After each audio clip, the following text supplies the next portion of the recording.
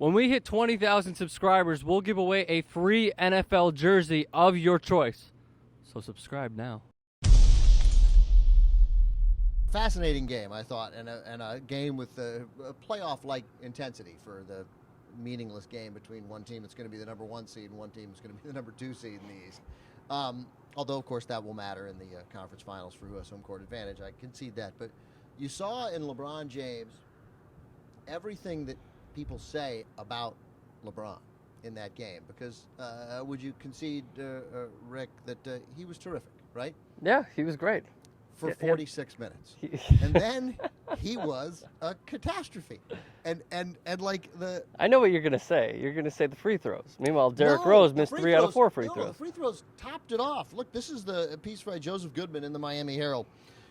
James, who, again, had a monster game. James had a pair of brain lapses in the final 2 minutes, a traveling violations, and an ill-advised shot in isolation that put the Bulls back in the game. He had 2 of the worst possessions you can have in the NBA.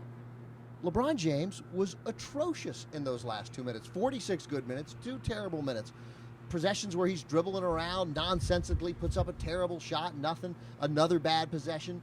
And then the final one was that terrible traveling violation where he got the rebound after I think it was Haslam missed a jumper from the baseline. They miss I think probably Bosch misses a fairly easy putback. That happens. Then LeBron gets the rebound. And then he was fading away, and he was going to have, I don't know, Noah, somebody, or Gibson was going to block his shot. I think probably Gibson. And so he didn't know what to do, and he just tried to throw it off to the side to no one, except his foot touched first, or at least the referee thought his foot touched first. And then he missed the 2 free throws. I mean, I think the talk of LeBron not being clutch is overall silly. But this was not the way to go about turning around people's minds about that. I mean, this was a guy who dominated the game, was the best player on the court, better than Rose for those first 46 minutes. And then in the last 2 was disastrous. Rose missed 2 free throws, sure, but man, Rose was large and in charge and damn near won the game single-handedly. And if he hits those 2 free throws, or one of those 2 free throws, if he hits them both, the Bulls lead. If he hits one, it's a tie game. So Rose was big down the stretch. He just missed the free throws. I get the free throws, but when you add the 2 missed free throws to the 2 straight horrible possessions from LeBron at the end where, again, it's just a guy dribbling around, putting up bad shots, not knowing what to do with a rebound, I don't know, man. It just struck me as, Jesus, he has fallen right into the trap that everybody puts him in. So, 2 points that I want to make about that game. Did you see the post-game interview with Lisa Salters? I loved it. Where she showed him the iPad? I wasn't a fan of the iPad. However, when she was talking about how he dunked over John Lucas III, did you hear what she said? She said like he wasn't even there? No. Who is not a short man. She said who's not John short. Lucas III. Yeah. Listed at 5'11", yeah, out of Oklahoma State. I think to me 5'11", so he's tall.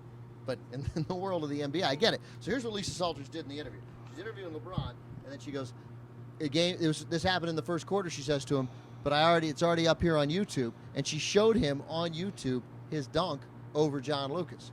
I thought that was great. I thought that was a great moment of television and a really active, in-the-moment thing. And LeBron looks at it, and then ABC or ESPN, whoever had the game, they ran it themselves. But I thought that was great. I thought that was really good. I thought Lisa Salters was great in that interview. And the iPad was okay. I mean, I'm not totally in favor of it. I thought it was okay. But saying John Lucas is not a short man, I thought was pure comedy. Well, whatever. She got that wrong, I guess, because in the NBA world, he's short. But Secondly, everyone making a big deal about LeBron biking to the stadium yesterday. That was pretty funny, too. I didn't even realize that. He biked to the stadium? Yeah, and they showed the bike during a timeout. And then Lisa Salters joked with him twice during the interview, saying that he should bike more often. Look, I want to go back to the iPad thing. It was great. Lisa Salters should feel great. Rick, you got to let that go, man. That was great. Who cares about the height? I thought it was funny. So it was a tremendous dunk.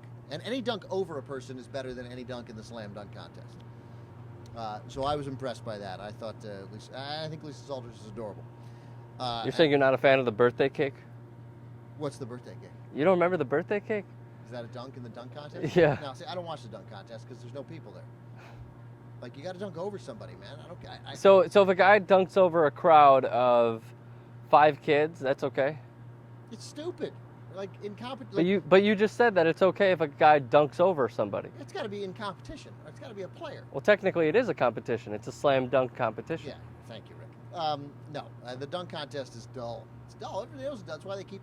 And like, It's grown dull. Blake, it's grown dull over 20 years. It hasn't been exciting since the early 90s. Blake Griffin's dunk over the car was ridiculous. It was over the hood. It's not, who sees that dunk and is wowed? But you see LeBron's dunk over tiny little John Lucas the ninth yesterday, and but it was awesome. I mean, he leapt over a guy. It was great. And then, of course, LeBron said about the dunk, "I didn't see him," which was great. I liked that. He's being cocky.